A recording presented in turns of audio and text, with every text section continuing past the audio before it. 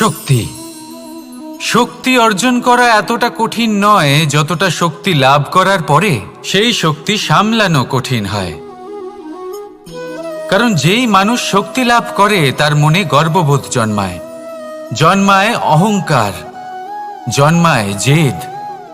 তাই শক্তি প্রাপ্ত করার সাথে বিনম্র থাকাও অত্যন্ত আবশ্যক। আর এটা আমাদের শেখা উচিত বৃক্ষের থেকে। বৃক্ষ যা আমাদের ফল দেয়, বৃক্ষ যা যত ফল দেয় ততটাই ঝুঁকে যায়। আমরা পাথর মারি ওই বৃক্ষের থেকে ফল প্রাপ্ত করার জন্য। সেই পাথরের মার সহ্য করেও বৃক্ষ আমাদের ফল দেয়। কোনো গর্ববোধ নেই, কোনো অহংকার বোধ নেই। আর সেই জন্য এই বৃক্ষের পুজো করা হয়। এটাই হলো মাহাত্ম্য শক্তির সাথে বিনম্রতার। যদি এই শক্তি সৃজন করে থাকে, সাহায্য করে থাকে, সম্বল হয়ে থাকে, তবেই সেই শক্তি উপযুক্ত। আর নয়তো সেই শক্তি একদিন আপনাকে আসক্ত অবশ্যই করবে। তাহলে শক্তি অবশ্যই অর্জন করুন, কিন্তু তার সাথে সেই শক্তি সামলানোর মতো বিবেকও আপনাকে অবশ্যই জাগ্রত করতে হবে।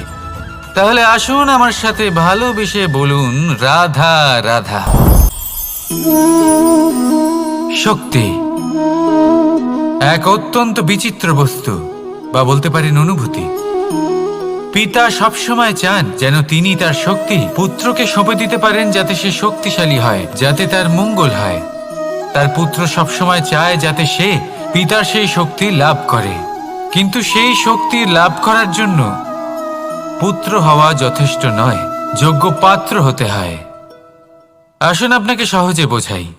যদি আপনি সুপাত্র হন আর আপনাকে শক্তি দেওয়া হয়, তাহলে আপনি সেই শক্তির গুরুত্ব বুঝবেন, কোথায় সেই শক্তি প্রয়োগ করা উচিত সেটা বুঝবেন। আর এটা যেহেতু অর্জন করা শক্তি হবে, সেই শক্তির অপব্যবহার হবে না। কিন্তু যদি এই আপনি কুপাত্র হন আর যদি আপনাকে এই শক্তি দেওয়া হয়, তাহলে কি হবে? দেখতে গেলে এই শক্তি আপনি দান হিসেবে পেয়েছেন, তাই না আপনি এই শক্তির গুরুত্ব বুঝবেন আর না এর প্রয়োগ আপনি জানবেন। তার অপব্যবহার হওয়া সুনিশ্চিত। তাই যদি আপনি কোনো শক্তি অর্জন করতে চান, তাহলে আগে তার যোগ্য হয়ে উঠুন। পুত্র নয়, পাত্র হয়ে উঠুন। আর আমার সাথে ভালোবেসে বলুন, রাধা রাধা। কথায় আছে, প্রত্যেক পুত্র তার পিতার প্রতিচ্ছবি হয়, আর সমস্ত প্রতিচ্ছবি চায় যেন সে তার অস্তিত্ব প্রাপ্ত করতে পারে। পুত্র চায় সে যেন তার পিতার মতো হয়, বা কখনো কখনো তার থেকেও শ্রেষ্ঠ হয়। সেটা কোনো অনুচিত ব্যাপার নয়। অনুচিত তখন হয় যখন পুত্র নিজের পিতার মতো হবার স্বপ্ন পূরণ করতে গিয়ে বা তার থেকেও শ্রেষ্ঠ হওয়ার স্বপ্ন পূরণে অনুচিত পথের আশ্রয় নেয়। কারণ তারপরে সে তার পিতার গুণগুলি আত্মসাৎ করতে চায় না। সে শুধুই এটা চায় যে সংসারের চোখে যেন আমি শ্রেষ্ঠ প্রমাণিত হই। এটা অনুচিত। সংসারে এমন অনেক মানুষ আছেন যারা এই কারণে শ্রেষ্ঠ হবার চেষ্টা করেন যাতে তার পরিবারের তার পিতার সম্মান বৃদ্ধি পায়। এমনও মানুষ থাকেন। আর এটাই হলো পার্থক্য উদ্দেশ্যের। মনে রাখবেন, যদি আপনার উদ্দেশ্য শুভ হয় তাহলে পথও শুভ হবে। যদি আপনার উদ্দেশ্য অশুভ হয় তাহলে পথও অশুভ হবে। তাহলে নিজের পিতার মতো হবার চেষ্টা অবশ্যই করুন, তার থেকেও শ্রেষ্ঠ হওয়ার চেষ্টা অবশ্যই করুন। কিন্তু মনে রাখবেন, আপনার সংকল্প আর আপনার উদ্দেশ্য এই দুই শুভ হওয়া উচিত। তাহলে আসুন আর আমার সাথে ভালোবেসে বলুন, রাধা রাধা। নিয়তি। রাধা আমাকে বলে, কৃষ্ণ, যদি তুমি জানো যে নিয়তিতে কি আছে, তাহলে তাকে বদলে দাও না কেন? মহাদেব আমাকে বলেন যে শ্রীকৃষ্ণ, যদি আপনি এটা জানেন যে সাম্বের নিয়তি এটাই, তাহলে আপনি তাকে বদলানোর চেষ্টা কেন করেন? কেন? কারণ আমি একজন পিতা, আর পিতার কর্তব্য এটাই, তিনি যেন সম্ভাব্য সব চেষ্টা করেন নিজের সন্তানের মঙ্গলের জন্য। নিয়তি আমি জানি, কিন্তু এটাও আমি জানি যে কর্মের থেকে বড় আর কোনো নিয়তি হতে পারে না। অভিজ্ঞতাও রয়েছে যে কর্মের হাতে নিয়তির এই চক্র বদলে যেতে পারে। তাই জীবনে যদি আপনার কখনো এমন মনে হয় যে এটা তো অসম্ভব, তখনও চেষ্টা করা কখনোই ছাড়বেন না। কে বলতে পারে আপনারই কর্মের কোনো এক বীজ হয়তো নিয়তির চাকায় আটকে গেল আর নিয়তিকে নিজের পথ পাল্টাতে হলো, ঠিক কি না? সেই জন্য নিয়তিকে ভাগ্য মেনে নিয়ে চুপ করে বসে থাকবেন না। নিজের নিয়তি স্বয়ং নিজের কর্মের দ্বারা নির্ধারিত করুন, কারণ আপনার এই কর্মের ওপরেই আপনার অধিকার রয়েছে। আর এই অধিকারকে নিয়তি অনেক সময় সম্মানও করে। তাহলে আসুন আর আমার সাথে ভালোবেসে বলুন, রাধা রাধা। অহংকার অত্যন্ত বলশালী হয়। এই অহংকার মানুষকে কখনো নত হতে দেয় না। অদ্ভুত ব্যাপার, এই অহংকার যা মানুষকে কখনো নত হতে দেয় না, সেটাই তার পতনের কারণও হয়ে দাঁড়ায়। যেখানে মানুষ এটা ভাবতে শুরু করে যে শুধুমাত্র সেই যোগ্য, সেখান থেকেই তার পতনের আরম্ভ, ঠিক কিনা? দেখুন, যদি কোনো মানুষ এটা ভাবে যে আমি এই সব কিছু করতে পারি, তাহলে তা হলো বিশ্বাস। কিন্তু যদি সে এটা ভাবতে থাকে যে শুধুমাত্র আমি এই কাজ করতে পারি, তাহলে তা হলো সেই ব্যক্তির অহংকার। আর এটা আপনাকে বিনাশের দিকে অবশ্যই নিয়ে যাবে। মনে রাখবেন, যখন আমি আর শুধুমাত্র এই দুই এক হয়ে যায়, সেখান থেকে আপনার পতনের সূত্রপাত হবেই। তাই আপনি কখনোই এই অহংকারের চক্রব্যূহে ফেঁসে যাবেন না। বিশ্বাস রাখুন নিজের ওপর এবং অন্যের ওপরও। আর মনে রাখবেন, বিশ্বাসের মধ্যে বিশ্বের প্রত্যেকটা বস্তু বসবাস করে। তাই এই অহংকারকে ত্যাগ করে ফেলুন আর আত্মবিশ্বাসের ওপর মনোসংযোগ করুন। আর আমার সাথে ভালোবেসে বলুন, রাধা রাধা। মানুষ নিজের জীবনে ঈশ্বরকে খুব মান্য করে, ওনার জন্য কি না করে।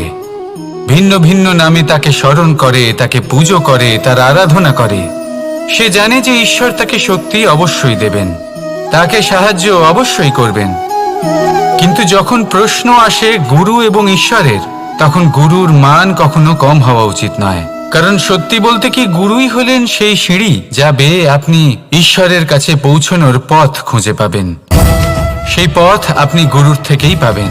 গুরু না থাকলে আপনি কখনো ঈশ্বর লাভ করতেই পারবেন না। আর জীবনে অনেক সময় লক্ষ্যের থেকেও অনেক বেশি গুরুত্বপূর্ণ হলো পথ। তাই এই পথের সম্মান করতে শিখুন, অর্থাৎ গুরুকে সম্মান করতে শিখুন, কারণ গুরুই হলেন পরমেশ্বর। তাহলে আসুন আর আমার সাথে ভালোবেসে বলুন, রাধা রাধা। আপনার জীবনে আপনার প্রকৃত বন্ধু আসলে কে? আপনার সব থেকে শ্রেষ্ঠ মিত্র আসলে কে? তিনি যিনি সময় এলে পরে আপনাকে সাহায্য করেন, নাকি তিনি যিনি সময় এলে পরে আপনাকে অর্থ দেন? দেখুন, আমরা হলাম মানুষ, আমাদের জীবনে লেনদেন চলতেই থাকে। এটা আমাদের জীবনের অভিন্ন অংশ। কিন্তু অনেক সময় এমন হয় যে আমরা তাকেই নিজের প্রকৃত বন্ধু বলে মনে করি, যিনি আমাদের একটা বহুমূল্য উপহার দেন, ঠিক কিনা? এবার আপনার জীবনে সেই বহুমূল্য উপহার কোনটা, ওই অমূল্য মিত্র আসলে কে, সেই সিদ্ধান্ত হলো আপনার। কিন্তু যদি আপনি আমাকে জিজ্ঞেস করেন, তাহলে আমার মতে স্বর্ণ, হিরে, মুক্ত, ধন এগুলো বহুমূল্য নয়। বহুমূল্য হলো সঙ্গ, যখন আপনি একা হয়ে যাবেন, সময়, যখন আপনার তাকে প্রয়োজন হবে, সমর্পণ, যখন আপনার বিশ্বাসের প্রয়োজন পড়বে। যে মানুষ আপনার প্রতি এই 3 গুণ প্রদর্শন করেন, যিনি আপনার কঠিন সময়ে আপনাকে অবশ্যই সঙ্গ দেবেন, যখন আপনার প্রয়োজন পড়বে আপনাকে অবশ্যই সময় দেবেন, আপনার প্রতি সম্পূর্ণ সমর্পিত থাকবেন, সেই হলো আপনার আসল মিত্র, সেই হলো আপনার প্রকৃত বন্ধু। কারণ সত্যি বললে বন্ধুত্বের অর্থই হলো নিজেকে সম্পূর্ণরূপে কারোর কাছে সমর্পণ করে দেওয়া। তাই আপনার সেই বন্ধুর জন্য নিজের প্রাণ উজাড় করে দিন আর ভালোবেসে বলুন, রাধা রাধা। মানুষ জীবনে 3টে কাজ অবশ্যই করে থাকে, কিছু দান করে, কিছু গ্রহণ করে, আর কিছু ত্যাগ করে দেয়। এটাও ভাবতে থাকে যে এটা করলে কিভাবে করবে। দেবার জন্য পর্যাপ্ত ধন নেই, নেবার জন্য সংসারে অত স্নেহ নেই, আর ত্যাগ করার জন্য জীবনে এত সুখই নেই, তাহলে কিভাবে করবে? আসলে আমরা বস্তুগত চাহিদা অর্জনে এত ব্যস্ত হয়ে পড়ি যে আমরা বুঝতেই পারি না যে কি নেবার আছে, কি দেবার আছে, আর কি ত্যাগ করার আছে। তাহলে আজ আমি আপনাকে বলেই দিই, মনে রাখবেন এই 3টে গুরুত্বপূর্ণ গুণ, 3টে গুরুত্বপূর্ণ কথা। দেবার জন্য আছে দান, নেবার মতো আছে জ্ঞান, আর ত্যাগ করার মতো আছে অহংকার। যখন আপনি দান করতে শিখে যাবেন, জ্ঞান অর্জন করার শক্তি আপনা থেকেই আপনার মধ্যে চলে আসবে। আর যখন এই জ্ঞান আপনার মধ্যে প্রবেশ করবে, অহংকার আপনা থেকেই আপনার থেকে দূরে চলে যাবে। যে ব্যক্তি এই 3-এর মধ্যে ভারসাম্য বজায় রাখতে পারে, তার বর্তমান, ভূত, ভবিষ্যৎ, লোক, পরলোক সব কিছু শুধরে যায়। যেই দিন আপনি দান করতে শিখে যাবেন, জ্ঞান আহরণ করতে শিখে যাবেন, অভিমান ত্যাগ করতে শিখে যাবেন, আপনার সর্বশক্তিশালী, সর্বশক্তিমান পরমেশ্বরেরও প্রয়োজন পড়বে না। কারণ তখন ঈশ্বর আপনার মধ্যেই বাস করবেন। তাহলে আসুন আর আমার সাথে ভালোবেসে বলুন, রাধা রাধা। জীবনে অনেক সময় সমস্যা আমাদের চারদিক থেকে ঘিরে ফেলে। এই সমস্যা নানান ধরনের হতে পারে। আর্থিক সমস্যা হতে পারে, পারিবারিক সমস্যা হতে পারে, কোনো সম্পর্ক নিয়ে সমস্যা হতে পারে, কখনো কোনো দৈনিক সমস্যা হতে পারে, কখনো কোনো দ্বন্দ্ব হতে পারে, অনেক সমস্যা হতে পারে। কিন্তু যখনই কোনো সমস্যা আসে, আমাদের মনে তার জন্য একটা উত্তর অবশ্যই থেকে থাকে, যা আমাদের অন্তরে রয়েছে। একে আমরা বলি আত্মা। আত্মা হলো পরমাত্মারই রূপ, আর পরমাত্মা তা কখনোই কিছু অনুচিত চাইবে না, তাই তো? এই আত্মা খুব ভালো করে জানে যে কোনটা উচিত আর কোনটা অনুচিত। যদি আসল বিষয়ের কথা বলি, তাহলে আপনাকে নিজের মনকে বুঝতে হবে। কারণ আত্মা তো পরমাত্মা থেকেই আসে, কিন্তু এই মন মানুষ জন্ম থেকেই প্রাপ্ত করে, যার বিকাশ হয় এই সংসারকে দেখে। যেদিন আপনার এই মন আর আপনার এই আত্মা, এই দুই এক হয়ে যাবে, আত্মসাৎ হয়ে যাবে, সেদিন আপনার জীবনে না কোনো সমস্যা থাকবে, না কোনো ঝঞ্ঝাট থাকবে, না কোনো সংকট থাকবে। কারণ আপনার কাছে সেই সমস্ত সমস্যার, সমস্ত বিপদের সমাধান থাকবে, আর তাও আপনারই অন্তরে। তাহলে আসুন আর আমার সাথে ভালোবেসে বলুন, রাধা রাধা।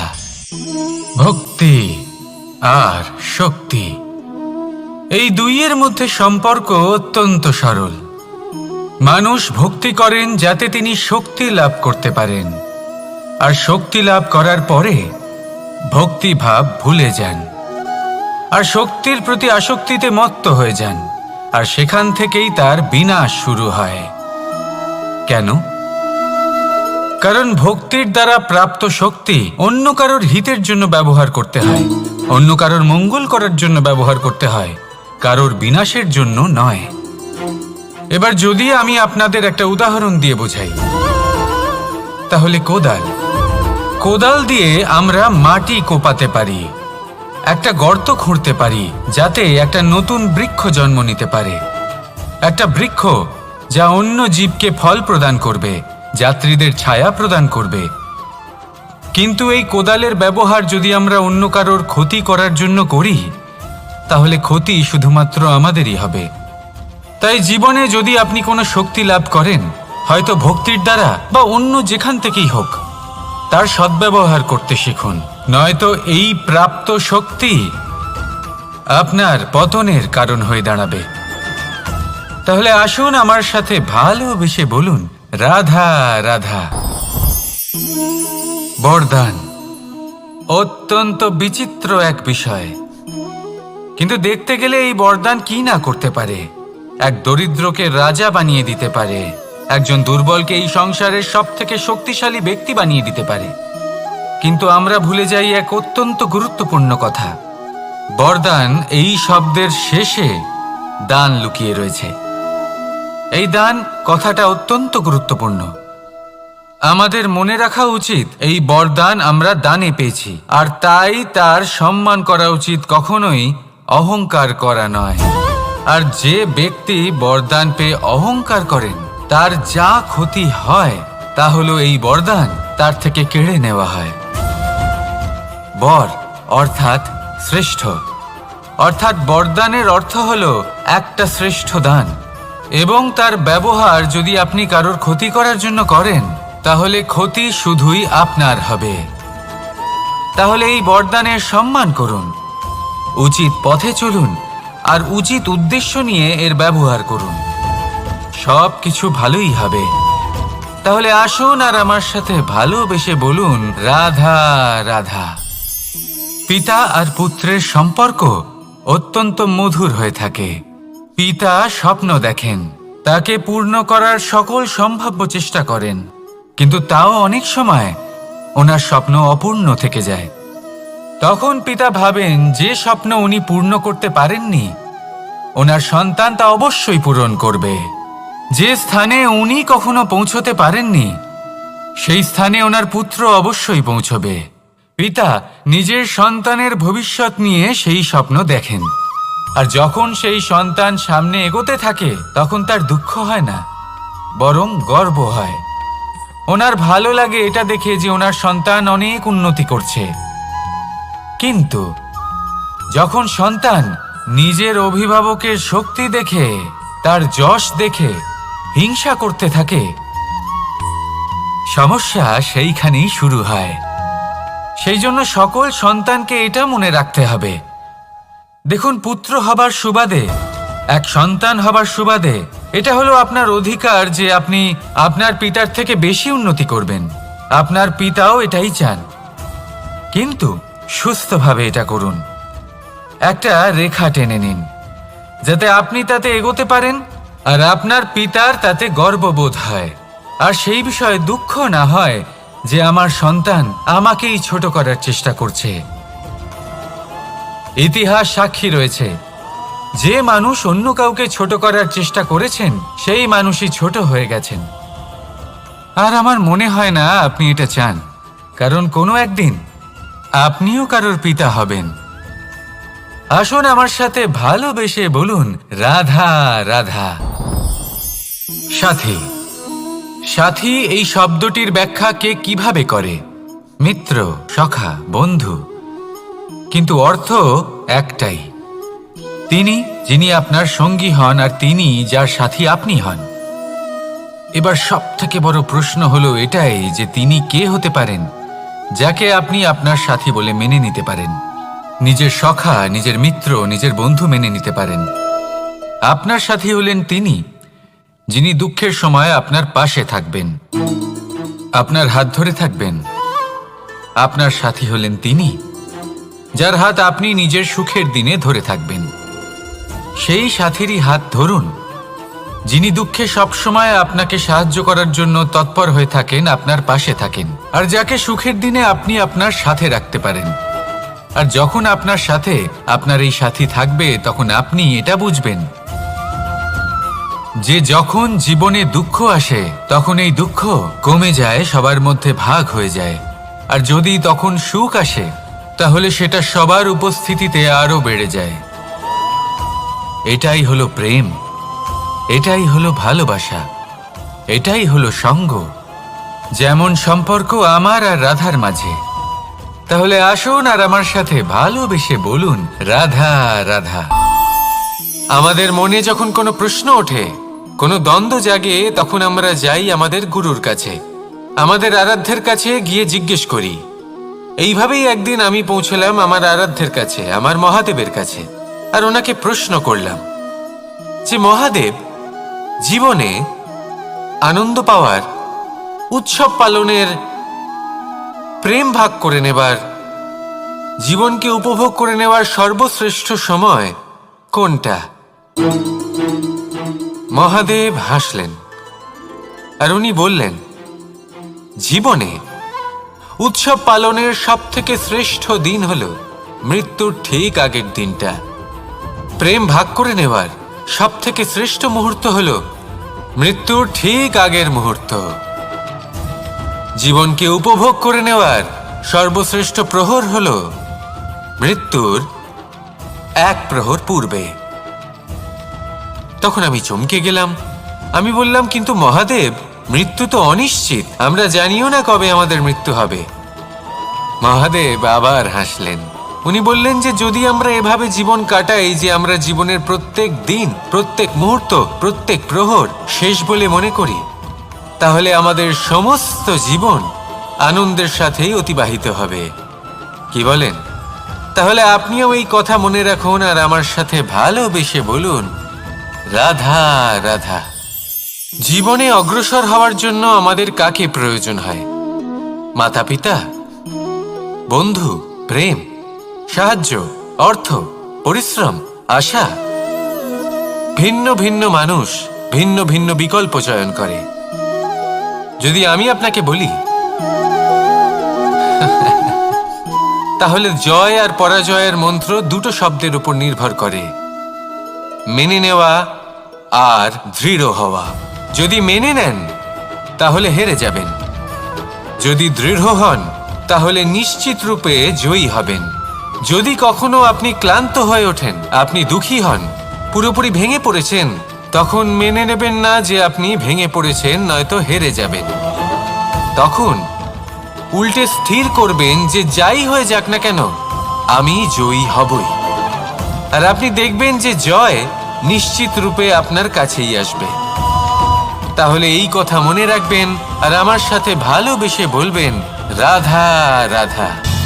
সময়, জীবন, কাল।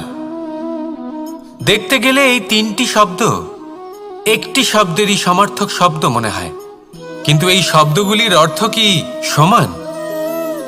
কখনোই নয়। হ্যাঁ, এই সময় চলতে থাকে, জীবন চলতে থাকে, কালচক্র চলতে থাকে। এই সময় কেটে যায়, কিন্তু এই জীবন, একে যাপন করতে হয়। কি বলেন?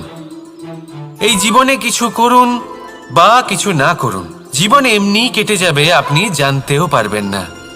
কিন্তু সেটা আমাদের উদ্দেশ্য নয়, একে যাপন করতে হবে।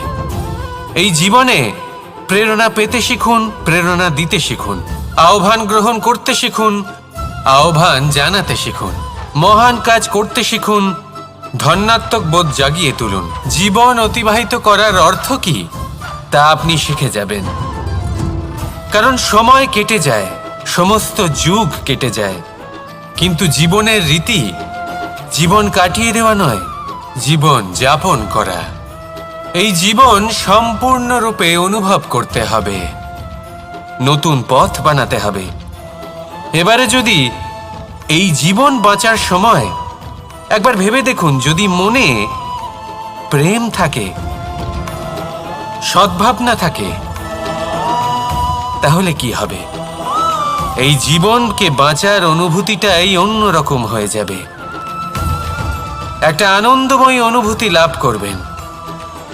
তাহলে এটাই করুন আর আমার সাথে ভালোবেসে বলুন, রাধা রাধা। আপনি কি কখনো কোনো জলের ধারা দেখেছেন?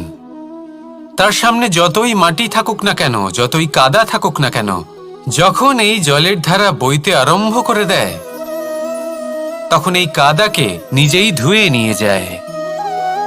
ওই কাদাকে ধুয়ে দেয় এবং নিজের পথ নিজেই তৈরি করে নেয়।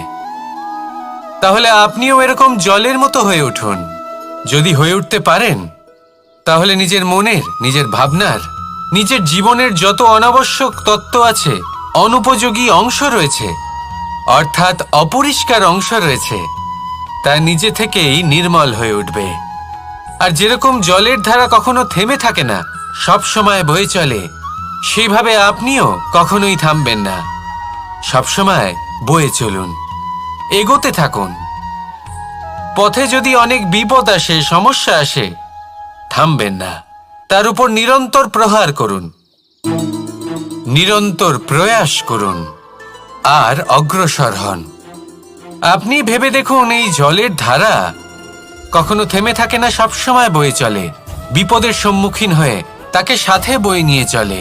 সেই জন্য জলের ধারা, প্রবাহমান এই ধারা, এর থেকে কখনো দুর্গন্ধ আসে না, এতে কখনো ময়লা জমতে পারে না, বরং পালিত হয় সুন্দর প্রাণবন্ত জীবজন্তু, যেমন সুন্দর ছোট মাছ। তাই আপনিও এটাই করুন, কখনো থামবেন না, শুধু চলতে থাকুন, জলের ধারার মতো বইতে থাকুন। আপনি আপনার লক্ষ্য অবশ্যই খুঁজে পাবেন, আর তার সাথে নিজের অন্তরের যে মালিন্য রয়েছে তা আপনি নিজেই নিজের থেকে দূরে করে দেবেন। তাহলে আসুন আর আমার সাথে ভালোবেসে বলুন, রাধা রাধা। এবার অনেক সময় মানুষের মনে এরকম প্রশ্ন আসে যে এই সংসারে সবথেকে বড় বিপদ কি?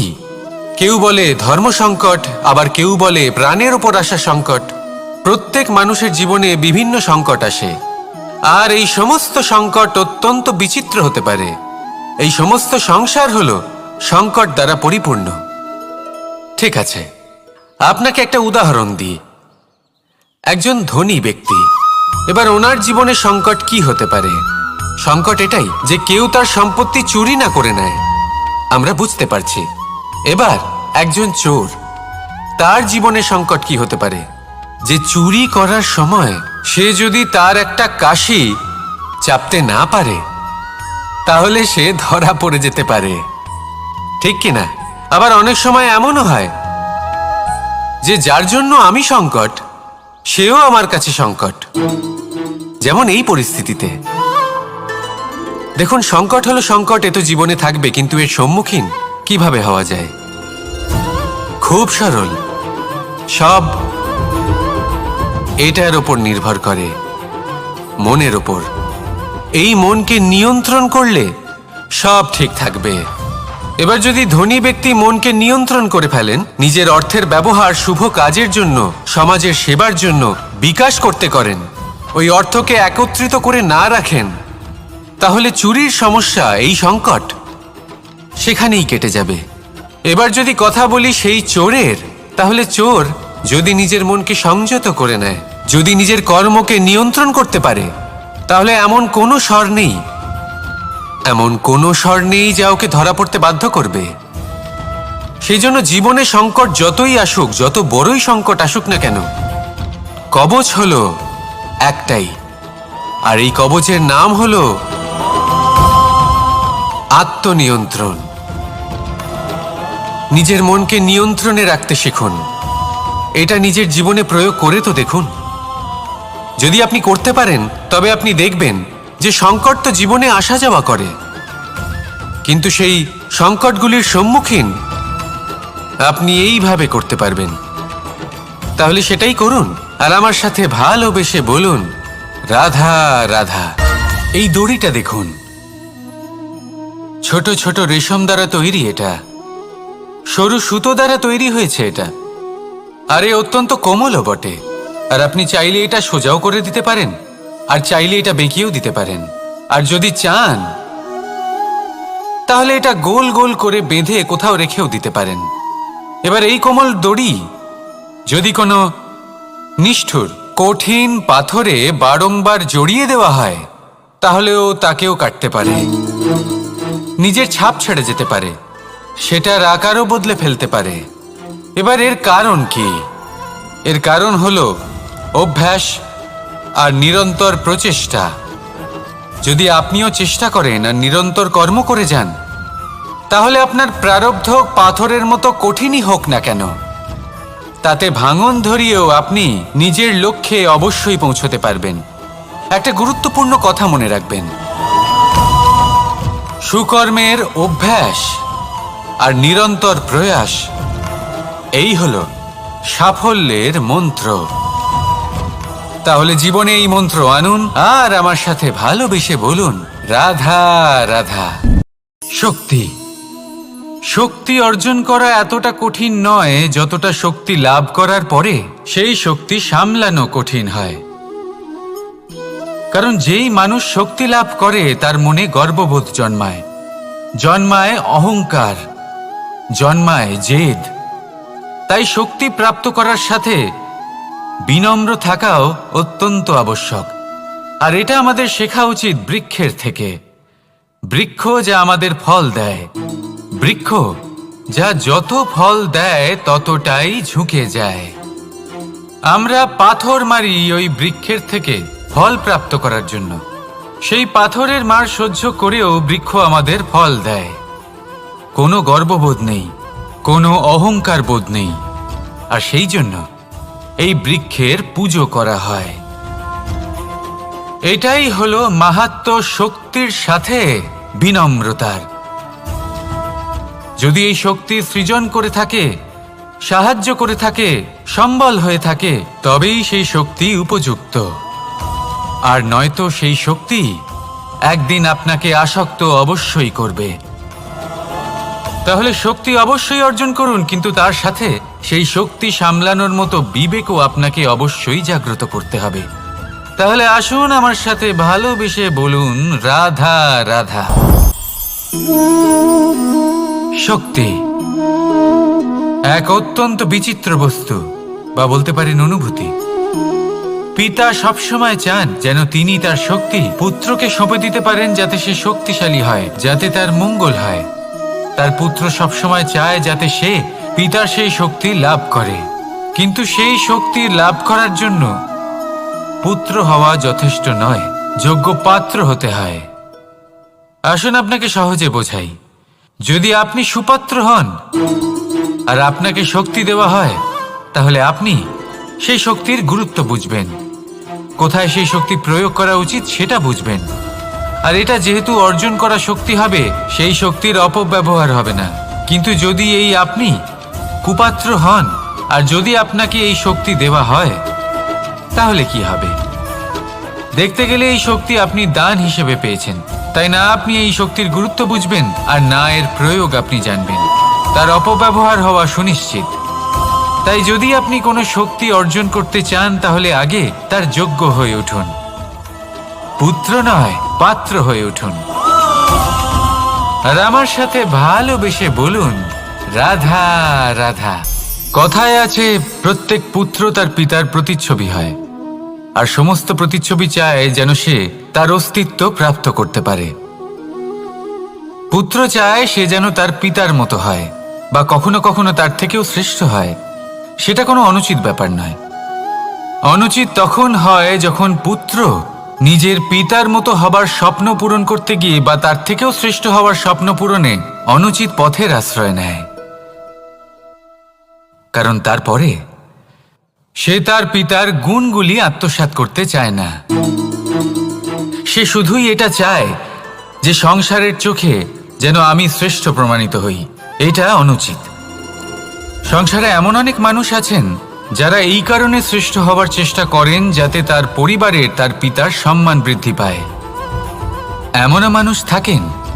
আর এটাই হলো পার্থক্য উদ্দেশ্যের। মনে রাখবেন, যদি আপনার উদ্দেশ্য শুভ হয় তাহলে পথও শুভ হবে, যদি আপনার উদ্দেশ্য অশুভ হয় তাহলে পথও অশুভ হবে। তাহলে নিজের পিতার মতো হবার চেষ্টা অবশ্যই করুন, তার থেকেও শ্রেষ্ঠ হওয়ার চেষ্টা অবশ্যই করুন, কিন্তু মনে রাখবেন আপনার সংকল্প আর আপনার উদ্দেশ্য এই দুই শুভ হওয়া উচিত। তাহলে আসুন আর আমার সাথে ভালোবেসে বলুন, রাধা রাধা। নিয়তি। রাধা আমাকে বলে, কৃষ্ণ, যদি তুমি জানো যে নিয়তিতে কি আছে, তাহলে তাকে বদলে দাও না কেন? মহাদেব আমাকে বলেন যে শ্রীকৃষ্ণ, যদি আপনি এটা জানেন যে সাম্বের নিয়তি এটাই, তাহলে আপনি তাকে বদলানোর চেষ্টা কেন করেন? কেন? কারণ আমি একজন পিতা, আর পিতার কর্তব্য এটাই, তিনি যেন সম্ভাব্য সব চেষ্টা করেন নিজের সন্তানের মঙ্গলের জন্য। নিয়তি আমি জানি, কিন্তু এটাও আমি জানি যে কর্মের থেকে বড় আর কোনো নিয়তি হতে পারে না। অভিজ্ঞতাও রয়েছে যে কর্মের হাতে নিয়তির এই চক্র বদলে যেতে পারে। তাই জীবনে যদি আপনার কখনো এমন মনে হয় যে এটা তো অসম্ভব, তখনও চেষ্টা করা কখনোই ছাড়বেন না। কে বলতে পারে আপনারই কর্মের কোনো এক বীজ হয়তো নিয়তির চাকায় আটকে গেল আর নিয়তিকে নিজের পথ পাল্টাতে হলো, ঠিক কি না? সেই জন্য নিয়তিকে ভাগ্য মেনে নিয়ে চুপ করে বসে থাকবেন না। নিজের নিয়তি স্বয়ং নিজের কর্মের দ্বারা নির্ধারিত করুন, কারণ আপনার এই কর্মের ওপরেই আপনার অধিকার রয়েছে। আর এই অধিকারকে নিয়তি অনেক সময় সম্মানও করে। তাহলে আসুন আর আমার সাথে ভালোবেসে বলুন, রাধা রাধা। অহংকার অত্যন্ত বলশালী হয়। এই অহংকার মানুষকে কখনো নত হতে দেয় না। অদ্ভুত ব্যাপার, এই অহংকার যা মানুষকে কখনো নত হতে দেয় না, সেটাই তার পতনের কারণও হয়ে দাঁড়ায়। যেখানে মানুষ এটা ভাবতে শুরু করে যে শুধুমাত্র সেই যোগ্য, সেখান থেকেই তার পতনের আরম্ভ, ঠিক কিনা? দেখুন, যদি কোনো মানুষ এটা ভাবে যে আমি এই সব কিছু করতে পারি, তাহলে তা হলো বিশ্বাস। কিন্তু যদি সে এটা ভাবতে থাকে যে শুধুমাত্র আমি এই কাজ করতে পারি, তাহলে তা হলো সেই ব্যক্তির অহংকার। আর এটা আপনাকে বিনাশের দিকে অবশ্যই নিয়ে যাবে। মনে রাখবেন, যখন আমি আর শুধুমাত্র এই দুই এক হয়ে যায়, সেখান থেকে আপনার পতনের সূত্রপাত হবেই। তাই আপনি কখনোই এই অহংকারের চক্রব্যূহে ফেঁসে যাবেন না। বিশ্বাস রাখুন নিজের ওপর এবং অন্যের ওপরও। আর মনে রাখবেন, বিশ্বাসের মধ্যে বিশ্বের প্রত্যেকটা বস্তু বসবাস করে। তাই এই অহংকারকে ত্যাগ করে ফেলুন আর আত্মবিশ্বাসের ওপর মনোসংযোগ করুন। আর আমার সাথে ভালোবেসে বলুন, রাধা রাধা। মানুষ নিজের জীবনে ঈশ্বরকে খুব মান্য করে, ওনার জন্য কি না করে। ভিন্ন ভিন্ন নামে তাকে স্মরণ করে, তাকে পুজো করে, তার আরাধনা করে। সে জানে যে ঈশ্বর তাকে শক্তি অবশ্যই দেবেন, তাকে সাহায্য অবশ্যই করবেন। কিন্তু যখন প্রশ্ন আসে গুরু এবং ঈশ্বরের, তখন গুরুর মান কখনো কম হওয়া উচিত নয়। কারণ সত্যি বলতে কি, গুরুই হলেন সেই সিঁড়ি যা বেয়ে আপনি ঈশ্বরের কাছে পৌঁছানোর পথ খুঁজে পাবেন। সেই পথ আপনি গুরুর থেকেই পাবেন। গুরু না থাকলে আপনি কখনো ঈশ্বর লাভ করতেই পারবেন না। আর জীবনে অনেক সময় লক্ষ্যের থেকেও অনেক বেশি গুরুত্বপূর্ণ হলো পথ। তাই এই পথের সম্মান করতে শিখুন, অর্থাৎ গুরুকে সম্মান করতে শিখুন, কারণ গুরুই হলেন পরমেশ্বর। তাহলে আসুন আর আমার সাথে ভালোবেসে বলুন, রাধা রাধা। আপনার জীবনে আপনার প্রকৃত বন্ধু আসলে কে? আপনার সব থেকে শ্রেষ্ঠ মিত্র আসলে কে? তিনি যিনি সময় এলে পরে আপনাকে সাহায্য করেন, নাকি তিনি যিনি সময় এলে পরে আপনাকে অর্থ দেন? দেখুন, আমরা হলাম মানুষ, আমাদের জীবনে লেনদেন চলতেই থাকে। এটা আমাদের জীবনের অভিন্ন অংশ। কিন্তু অনেক সময় এমন হয় যে আমরা তাকেই নিজের প্রকৃত বন্ধু বলে মনে করি, যিনি আমাদের একটা বহুমূল্য উপহার দেন, ঠিক কিনা? এবার আপনার জীবনে সেই বহুমূল্য উপহার কোনটা, ওই অমূল্য মিত্র আসলে কে, সেই সিদ্ধান্ত হলো আপনার। কিন্তু যদি আপনি আমাকে জিজ্ঞেস করেন, তাহলে আমার মতে স্বর্ণ, হিরে, মুক্ত, ধন এগুলো বহুমূল্য নয়। বহুমূল্য হলো সঙ্গ, যখন আপনি একা হয়ে যাবেন, সময়, যখন আপনার তাকে প্রয়োজন হবে, সমর্পণ, যখন আপনার বিশ্বাসের প্রয়োজন পড়বে। যে মানুষ আপনার প্রতি এই 3 গুণ প্রদর্শন করেন, যিনি আপনার কঠিন সময়ে আপনাকে অবশ্যই সঙ্গ দেবেন, যখন আপনার প্রয়োজন পড়বে আপনাকে অবশ্যই সময় দেবেন, আপনার প্রতি সম্পূর্ণ সমর্পিত থাকবেন, সেই হলো আপনার আসল মিত্র, সেই হলো আপনার প্রকৃত বন্ধু। কারণ সত্যি বললে বন্ধুত্বের অর্থই হলো নিজেকে সম্পূর্ণরূপে কারোর কাছে সমর্পণ করে দেওয়া। তাই আপনার সেই বন্ধুর জন্য নিজের প্রাণ উজাড় করে দিন আর ভালোবেসে বলুন, রাধা রাধা।